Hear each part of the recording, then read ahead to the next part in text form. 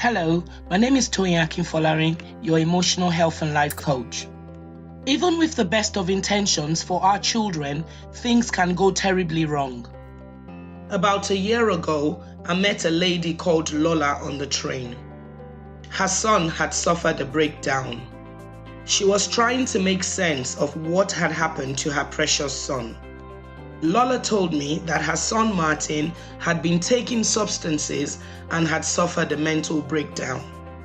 Lola also reported that he was always in trouble and seemed uninterested in school, and perhaps that was the clue, but she never suspected that he was keeping bad company.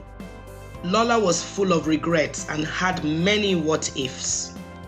We met a few times, and a few weeks ago, I met Martin, and here is his side of the story.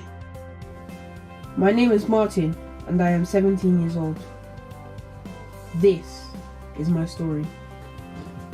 I was born in southeastern Africa. I lived with my grandmother and mum, but only saw my dad a few times. I really wished I saw him more.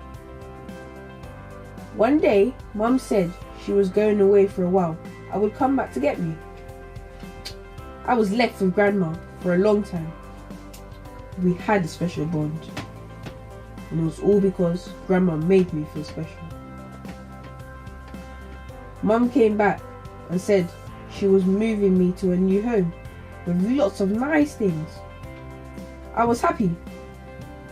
Mum said I had a sister and a brother now.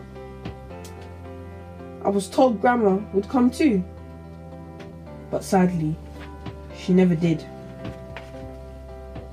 I arrived in London. I met my baby brother and sister, and mum had a man living with her, but he was not my dad.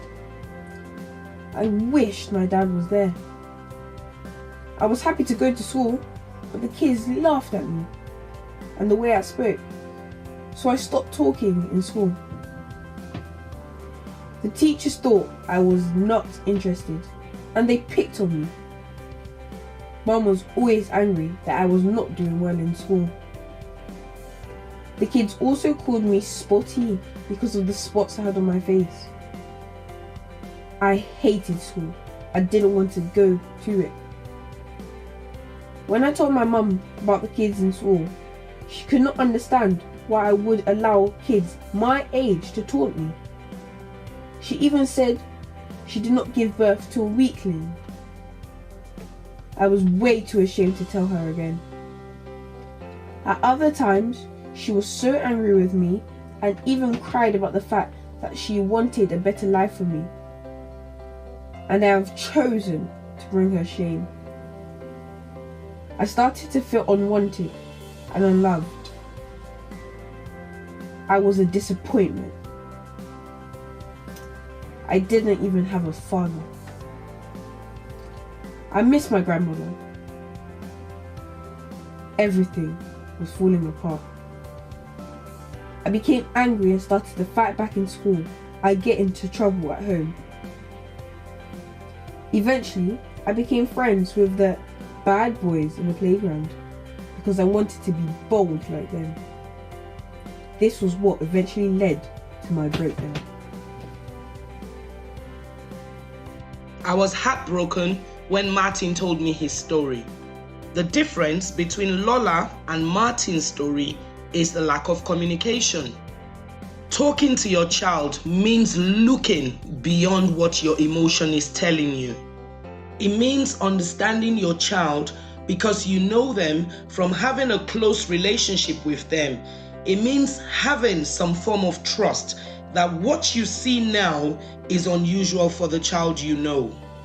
There was a time I was worried about my daughter because out of the blue, she switched to this irritable mood and cried about everything.